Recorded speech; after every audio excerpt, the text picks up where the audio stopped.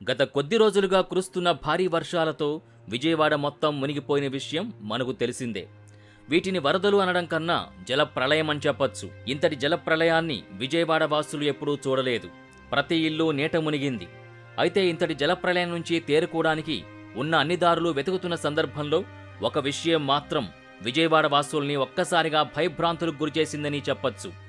అదే పోతులూరి వీరబ్రహ్మేంద్ర స్వామి వారు కాలజ్ఞానంలో చెప్పిన మాట. అసలు పోతులూరి వీరబ్రహ్మేంద్ర స్వామి తన కాలజ్ఞానంలో చెప్పిన ఆ మాట ఏమిటి? ఆ మాట నిజమవుతుందని ఎందుకు భయపడ్డారు? అంతేకాక ఇంతటి వరదల్లో ఒక గొప్ప అద్భుతం జరిగింది. ఆ గొప్ప అద్భుతమేంటి అనే విషయాల్ని ఈ వీడియోలో తెలుసుకుందాం. వరదలు తగ్గి విజయవాడ వాసులు క్షేమంగా ఉండాలని మీరు అనుకుంటున్నట్టయితే కామెంట్ బాక్సులో మీ అభిప్రాయాన్ని రాయండి. మీరు కొత్తగా కనుక ఈ ఛానల్ని చూస్తున్నట్టయితే వెంటనే ఈ ఛానల్ని సబ్స్క్రైబ్ చేయండి. ఈ వీడియోని వెంటనే లైక్ చేసి షేర్ చేయండి. అసలేంటి వరద బీభత్సం? అసలు విజయవాడలో ఏం జరిగింది? విజయవాడలో కురిసిన ఈ భారీ వర్షాలకు విజయవాడ చుట్టూ ఉన్న కృష్ణానది మరియు బుడమేరు వాగు నిండి ఉప్పొంగడంతో వాననీరు కాస్త వరద నీరుగా మారడంతో మొత్తం విజయవాడలోని పలు కాలనీలు మొత్తం నీట మునిగాయి. గతంలో ఎప్పుడూ లేని స్థాయిలో భారీ వర్షపాతం నమోదు కావడంతో నదులు, ప్రాజెక్టులు నిండిపోయి విజయవాడని నీళ్లతో నింపేశాయి. ముఖ్యంగా బుడమేరు వాగు వెనక్కి ప్రవహిస్తుండడంతో ఆ సమీప ప్రాంతాల్లోని నివాస గృహాలు చాలా వరకు ముంపులోనే ఉన్నాయి. వేలాది మంది నిరాశ్రయులయ్యారు. గతంలో ఎప్పుడూ లేని విధంగా విజయవాడను వరదనీరు ముంచెత్తడంతో భారీ నష్టమే జరిగింది. గత 20 ఏళ్లలో ఎప్పుడూ లేనంతగా విజయవాడ ముంపుకు గురైంది. విజయవాడ చుట్టుపక్కల ఉన్న వాగులన్నీ పోటెత్తి విజయవాడ నగరాన్ని ముంచేశాయి. నగరంలో ఎక్కడ చూసినా వరద నీరే దర్శనమిస్తుండడంతో ప్రజలు ఇంటి నుంచి బయటకొచ్చేందుకు భయపడుతున్నారు. వేలాది మోటార్ సైకిళ్లు, కార్లు సైతం ఇంకా నీట మునిగే ఉన్నాయి. ప్రజలు నిత్యావసరాలకు కూడా ఇబ్బందులు ఎదుర్కొంటున్నారు. విరామం లేకుండా కురుస్తున్న వర్షాలు కూడా సహాయక చర్యలకి ఆటంకం కలిగిస్తున్నాయి. ఇప్పటికే వేలాది మందిని పునరావాస కేంద్రాలకు తరలించి వారికి అన్ని ఏర్పాట్లు చేశారు. ఇంకా కొంతమంది ఇళ్ల నుంచి బయటికి రావడం లేదు. ఈరోజు కూడా భారీ వర్షాలుంటాయని వాతావరణ శాఖ హెచ్చరికలతో ప్రజలు మరింతగా కంగారు పడుతున్నారు. జాతీయ రహదారులపైకి నీరు పూర్తిగా చేరుకోవడంతో చాలా వరకు రాకపోకలు స్తంభించాయి. తెలంగాణ, ఆంధ్రప్రదేశ్ మధ్య రాకపోకలు దాదాపుగా నిలిచిపోయాయి. ఆర్టీసీ బస్సులు, రైళ్ల ప్రయాణానికి ఆటంకం ఏర్పడింది. దీంతో చాలా మంది ప్రయాణికులు మార్గమధ్యంలోనే నిలిచిపోయారు. శాంతించిన కృష్ణమ్మ. అయితే ఇంతటి వరద ప్రళయాన్ని చూసిన విజయవాడ ప్రజలు కృష్ణమ్మ శాంతించడంతో కొద్దిగా ఊపిరి పీల్చుకున్నారు. కానీ ఒక విషయం అందరినీ భయభ్రాంతులకు గురిచేసింది. బెజవాడ గతంలో ఎప్పుడూ లేని విధంగా ముంపుకు గురవడంతో వీరబ్రహ్మంగారి కాలజ్ఞానం నిజమవుతుందా అనే చర్చ మొదలైంది.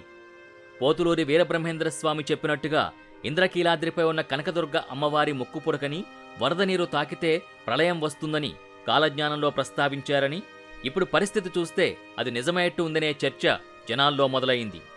వీరబ్రహ్మేంద్ర స్వామి ఏం చెప్పారు? వీరబ్రహ్మేంద్ర స్వామి వారు కాలజ్ఞానం చెప్పారు. ఆయన ఇప్పటికీ 500 ఏళ్ల క్రితం వారు. ఆనాడు ఆయన చెప్పిన అనేక జోస్యాలు తర్వాత కాలంలో నిజమయ్యాయి. జనాల్ని నిశ్చేష్టుల్ని చేశాయి.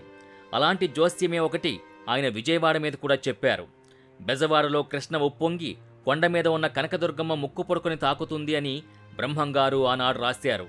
ఇప్పుడు చూస్తే విజయవాడ నిండా నీట మునిగింది. ఏకంగా మోకాల్లోతు పైగా నీళ్లతో రోడ్లు నిండిపోయాయి. ఇళ్లలోకి నీళ్లొస్తున్నాయి. బుడమేరు పొంగి పొరలి నగరం మీద పడింది. భారీ ప్రాజెక్టులు ఎప్పుడూ నిండవు. నిండినా అక్కడితో వాన ఉధృతి ఆగడం జరుగుతుంది. కానీ ఒకే రోజు ఏకంగా 29 సెంటీమీటర్ల వర్షపాతం నమోదైతే తట్టుకోవడం కష్టమే కదా. వాగులు, వంకలు అన్నీ ఒక్కటై బెజవాడ మీదకి దండెత్తొచ్చాయి. దాంతో నగరం నీటి మాటున దాగిపోయింది. బెజవాడలో ఎటు చూసినా నీరే కనిపించింది. ఎక్కడికి పోని నీరుతో జనం సతమతమవుతున్నారు. జనాలలా బిక్కుబిక్కుమంటున్నారు. కేవలం 2 రోజుల పాటు కురిసిన వర్షానికి ఈ పరిస్థితి. ఇంకా 2-3 రోజులు భారీ వానలు కురుస్తాయని అంటున్నారు. అంతేకాదు ఎన్టీఆర్ జిల్లాకు రెడ్ అలర్ట్ని వాతావరణ శాఖ ప్రకటించింది. దాంతో ఈ భారీ వానలు ఏం కొంప ముంచుతాయో అని అంతా తల్లడిల్లుతున్నారు. ఇప్పటికే తిండి లేదు, నీరు లేదు, నిద్ర లేదు. ఇలా ఉంది బెజవాడ జనం పరిస్థితి. బెజవాడ ఎటు నుంచి ఎటుపోవడానికైనా కీలకమైన జంక్షన్. అలాంటి జంక్షన్ ఆగిపోయింది. దాంతో రైళ్లు, బస్సులు కూడా ఆగిపోయాయి. అటు నుంచి ఇతర రాష్ట్రాల లింకు కూడా ఆగిపోయింది. మొత్తం మీద చూస్తే బెజవాడ ఇప్పట్లో నీటి నుంచి బయటకొస్తుందా అన్న చర్చ కూడా సాగుతోంది. బెజవాడని బయటికి తేవడానికి, తిరిగి సాధారణ పరిస్థితులు కల్పించడానికి ముఖ్యమంత్రి చంద్రబాబు నాయుడు విశ్వ ప్రయత్నం చేస్తున్నారు. ప్రమాదం అంచున ప్రకాశం బ్యారేజీ. విజయవాడ ప్రకాశం బ్యారేజీ ప్రమాదం అంచుకు చేరుకుంది. అయితే వరద నీరు కనుక ఇంకా చేరితే విజయవాడలో పరిస్థితి చేయిదాడుతుందని అందరూ భావించారు. అంతేకాక బుడమేరు వాగు ఉధృతి ఇంకా కొనసాగుతోంది. వరద ప్రవాహానికి 11 లక్షల క్యూసెక్కుల నీరనేది చేరుతూ ఉంది. అయితే ఇంకా ఇలాగే వరద ఉధృతి పెరుగుతుండటంతో ప్రకాశం బ్యారేజీకి పెద్ద ఎత్తున బోట్లు కొట్టుకొస్తుండటం వల్ల బ్యారేజీ గేట్లు కూడా దెబ్బతిన్న పరిస్థితి ఉంది. జరిగిన అద్భుతమేమిటి? అయితే గత 20 సంవత్సరాలుగా ఎన్నడూ రాని వరదలు రావడంతో విజయవాడ ప్రజలు గగ్గోలు పెట్టిన పరిస్థితి ఉంది. అయితే తన ప్రజల్ని దుర్గమ్మ కాపాడుకుంది అని చెప్పొచ్చు. తన ముక్కుపుడకని వరద నీరు తాకితే ప్రళయం వస్తుందని భయపడుతున్న ప్రజల భయాన్ని పోగొట్టేందుకు కృష్ణమ్మ శాంతించింది. వర్షం కూడా కొద్దిగా తగ్గుముఖం పట్టింది. వరద ఉధృతి అనేది ఆగింది. దీంతో విజయవాడ ప్రజలు ఊపిరి పీల్చుకున్నారు.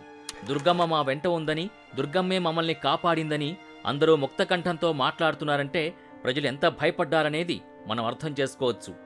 ఒకవేళ వరద ఉధృతి ఇలాగే కొనసాగి ఉంటే కనుక పరిస్థితులు బాగా చేయి దాటిపోయేవి. బ్రహ్మంగారు చెప్పినట్టు జరిగుంటే? అయితే వరద ప్రవాహం అనేది బాగా పెరుగుతుండటం, అధికారులు కూడా చేతులెత్తేసే విధంగా పరిస్థితులు మారిపోతుండటంతో ప్రభుత్వం ఎంత మేర ప్రజల్ని రక్షించాలో అంతలా రక్షిస్తూనే ఉంది. అయితే కొంతమంది మాత్రం బ్రహ్మంగారు చెప్పినట్టు జరిగుంటే ఏమై ఉండేది అని మాట్లాడుకుంటున్న పరిస్థితి ఉంది. అయితే బ్రహ్మంగారు చెప్పినట్టు వరద ప్రవాహం పెరిగి వరద నీరు దుర్గమ్మ ముక్కుపొడకను తాకి ఉంటే ఆ వరద బీభత్సానికి విజయవాడ మరియు విజయవాడ చుట్టుపక్కల ప్రాంతాలు మొత్తం తుడిచిపెట్టుకుపోయేవని, పెద్ద ఎత్తున జన నష్టం, ఆస్తి నష్టం జరిగి ఉండేవని, మొత్తం జరిగిన నష్టాన్నించి తేరుకోవడానికి ఒక 5 నుంచి 10 సంవత్సరాలు పట్టి ఉండేదని మాట్లాడుకుంటున్న పరిస్థితి ఉంది. అయితే కాలజ్ఞానాన్ని కొట్టిపారేస్తున్న వారు లేకపోలేదు. కాలజ్ఞానాన్ని అందరూ విశ్వసిస్తారని చెప్పలేం కదా. అయితే కాలజ్ఞానం ప్రకారం ముక్కు పొడకను తాకినా ఎటువంటి ప్రళయం సంభవించదని కూడా మాట్లాడుతున్నారు. అయితే విశ్వసించని వారికన్నా విశ్వసించేవారే ఎక్కువగా ఉండడంతో ఈ భారీ వరదల నేపథ్యంలో ఈ బ్రహ్మంగారి మాట అనేది ఇటు జనాల్లో మరియు సోషల్ మీడియాలో ట్రెండింగ్గా మారింది. ట్రెండింగ్లో కాలజ్ఞానం. ఈ వరదల నేపథ్యంలో కాలజ్ఞానం అనేది ట్రెండింగ్లోకి రావడంతో ఇప్పటివరకు కాలజ్ఞానం గురించి తెలియని వారందరూ కాలజ్ఞానం గురించి తెలుసుకుంటున్న పరిస్థితి ఉంది. అసలు ఈ కాలజ్ఞానంలో ఏమని రాసి ఉంది? భవిష్యత్తు గురించి ఈ కాలజ్ఞానంలో ఏమని రాశారు? కాలజ్ఞానంలో చెప్పిన దాని ప్రకారం ఇప్పటివరకు ఏమైనా జరిగాయా అని తెలుసుకుంటున్న పరిస్థితి ఉంది. ఏది ఏమైనా ఇలాంటి వరదలు మాత్రం ఎప్పుడూ రాకూడదు. ఇంతలా వరదలొస్తే ప్రభుత్వాల పాత్ర కూడా కొంతమేరకే ఉంటుంది. అయితే ప్రస్తుతం మాత్రం పరిస్థితులు కొంతమేర బాగయ్యాయి. ప్రభుత్వం చేపడుతున్న సహాయక చర్యలతో ప్రజలు తిరిగి సాధారణ జీవితాన్ని కొనసాగించడానికి ప్రయత్నం చేస్తున్న పరిస్థితులున్నాయి. అయితే ఈ వరదలతో మాత్రం చాలా రకాల గుణపాఠాలు నేర్చుకోవాలి. ఒకవేళ మరలా కనుక ఇలాంటి వరదలొస్తే ఈ రకమైన పరిస్థితులు రాకుండా ఉండాలంటే ఏం చేయాలి అనే దానిపైన కనుక స్ట్రాటజీలు రూపొందిస్తే భవిష్యత్తులో ఇలాంటి పరిస్థితులు ఎదురుకావు అని ప్రజలు అభిప్రాయపడుతున్న పరిస్థితి ఉంది. మీ అభిప్రాయం ఏంటో కామెంట్ రూపంలో తెలియజేయండి. ఈ వీడియో మీకు నచ్చితే కనుక లైక్ చేయండి, షేర్ చేయండి, మా ఛానల్ని సబ్స్క్రైబ్ చేసుకోండి.